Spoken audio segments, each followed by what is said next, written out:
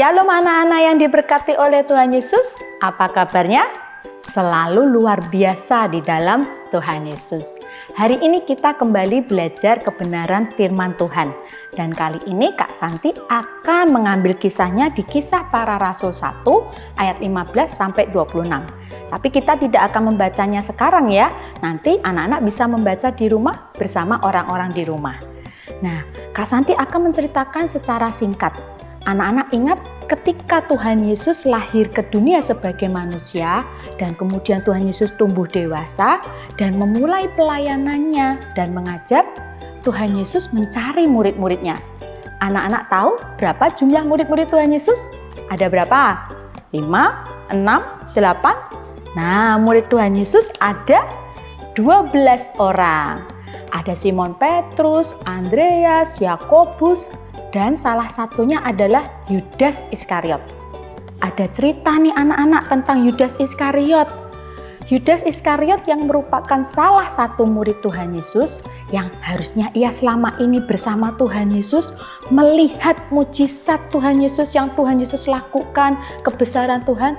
Tapi apa yang dilakukan oleh Yudas? Ia justru mengkhianati Tuhan Yesus. Yudas Iskariot yang rakus dan cinta akan uang menjual Tuhan Yesus. Nah, ini yang tidak boleh ditiru oleh anak-anak. Jangan sampai kita menggantikan Tuhan Yesus dengan yang lain. Sebagai contoh, misal menggantikan Tuhan Yesus dengan gadget. Anak-anak lebih memilih memain gadget daripada membaca Alkitab atau ibadah. Atau misal lainnya, anak-anak lebih memilih uang kolektor dipakai untuk jajan. Wah, itu tidak boleh. Baik, kita mau kembali ke ceritanya ya. Jadi kemudian Tuhan Yesus dijual oleh Yudas dan akhirnya Tuhan Yesus mati di kayu salib. Tapi apa yang terjadi dengan Yudas? Yudas Iskariot pun mati. Nah, kalau tadi murid Tuhan Yesus ada 12 orang, ketika Yudas mati, maka berkurang satu ya berarti. Berarti murid Tuhan Yesus sekarang ada berapa dong? Berarti ada 11 orang. Nah, karena murid Tuhan Yesus berkurang jadi 11 orang, maka ketika murid-murid Tuhan Yesus berkumpul, kemudian majulah Petrus di hadapan mereka. Petrus berkata bahwa mereka harus mencari pengganti Yudas Iskariot. Mereka mencari orang yang selama ini sudah bersama dengan mereka, bersama Tuhan Yesus. Jadi sudah melihat kebesaran yang sudah Tuhan Yesus lakukan. Dan terpilihlah 2 orang, yaitu Yusuf atau Barsabas dan yang satunya adalah Matias.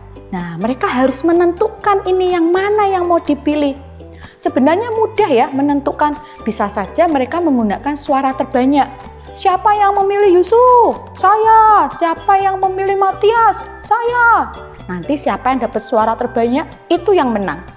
Atau mungkin bisa dipilih berdasarkan siapa yang lebih pintar atau siapa yang lebih mampu.